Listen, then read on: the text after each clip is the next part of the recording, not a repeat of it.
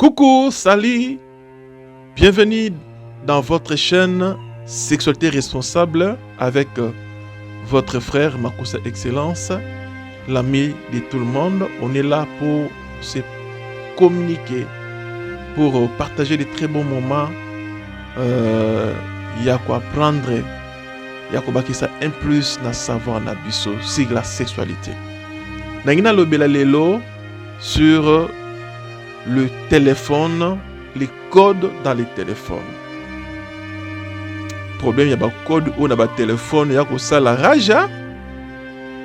Est-ce que motuna ba tuninga ina bandeko? Nangina répondre ango balobi, est-ce que c'est normal moi si na mobali basale la ba code na ba téléphone na bango individuellement oyo aiba ou asimba téléphone ya OOT ou pe asimba ya OOT. C'est ça la question qu'on m'a posée. Est-ce que na kati ya bato bazali déjà marié moi c'est na mobali topé même na fiançailles? Est-ce que ba code ezali interdit? Est-ce que quelqu'un peut toucher le téléphone ya conjoint naye sans accord? Alors na ngina répondre na motuna oyo. Tant balbaka 1 plus 1 égale à 1, c'est-à-dire na ben d'abord na ba marié. Ba obaza de na basi na bandaku, mibal na bandaku, baza na bana ba ko vivre ensemble. Na ngina fomi bino iloko moko. Na kat na bolingo, surellement bolingani pour la vie. Boko bomba na ba sécurité. Secret na kat na bolingo na bino ekozala te.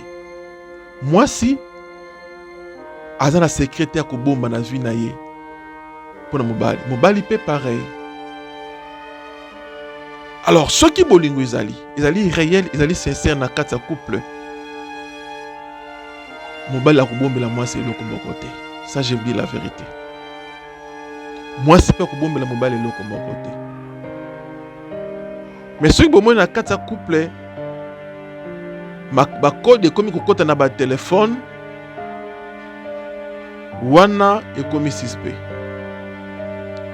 Alors nalingi na évoquer quelques points na ngamu ya mibali.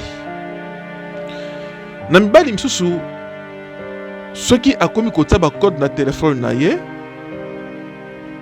ndena tukoloba awa ceux qui vraiment bolingo izali ya bolingo ya 100% sans eloko moko libanda. En tout cas, quel que soit tentation mobile à cause de libanda, akobanga te kolakisa mwasi ne téléphone to kotikela mwasi ne téléphone. Okobanga nini po mwasi azali ya yo? Oyebi ke lelo, est-ce que boyebi ke lelo mibali belé to base belé batika ba compte na bango na l'état akufi na accident, akufi mort subite. Bana baebi ba code ya place papa abombaka mbongo te. Moi ça yebite soit mobile ayebite pona nini ko bomba. Tala ozaka na libota moko wana nzamba pesio. Bana kaka moko wana nzamba pesio. Mutu nyonso na la vie il faut kozala na mutu moko ya confiance moko to mibale ya confiance oyo yo ko lakisaka ye ba secret na nyonso. Nazoloba muta confiance. Ce que moni que moi si na yo azali moi si a confiance. Na dimite que okobombela ye. Ce que okobombela moi si na yo ba secret, ba code, ba téléphone. C'est que quelque part vous avez confiance na ye te pe ceux qui m'abelle le et commis vous risquez même ya kokufa okufi ba mbongo ekei ba moi si habité mobile afongo sa compte wapi code des alaka nini ba mbongo ekei na maboka bato. En tout cas, pour ne pas marier, n'a qu'au conseiller bino, vous allez vivre la transparence. Vous vivre la transparence. Les kambaba code wana, ils allaient pour ne pas célibataire, pour ne pas marier. Ou qui est pour ne pas fiancé. Ah, n'a qu'à ne pas fiancé, parfois on te comprendre parce que fiancé, ils allaient libalater. Fiançailles ezali étape ya observation.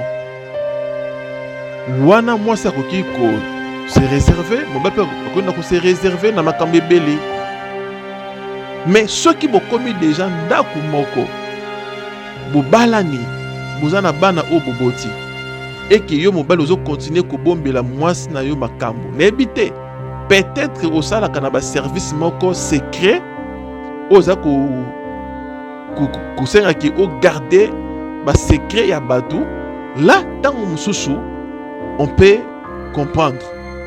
Mais soki oza na baservice moko te secret mpona kosécuriser bavie ya bato kaka dans les villes comme ça obombela mwasi to mobali na yo secret ya telefone na yo to code ya telefone na yo, eza kolakisa déjà signe ya infidélité na kati ya couple wana. Ezali moko ya belema oyo edétruisaka mpe bolingo mpe epanzaka mpe mabala.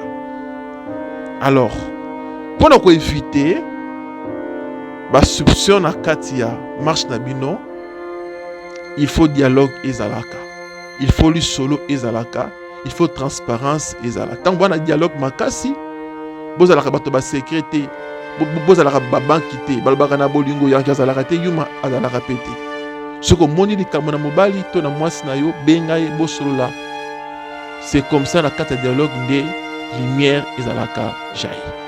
Soki bosepeli s'abonner, pour partager. C'est votre frère Makusa Excellence. On est là pour partager sur la sexualité, sur tout ce qui est amour. Votre kamalamu, to kutani, Nicolas Koya. Bye.